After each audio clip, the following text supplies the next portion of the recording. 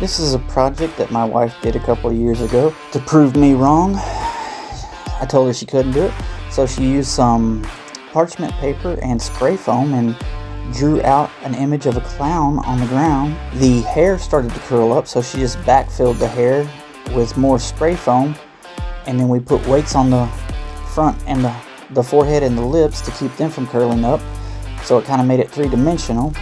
We bought the clear balls from Dollar Tree and then used the battery pack lights in them to make the eyes light up and the nose light up. She used pumpkin teeth for his smile.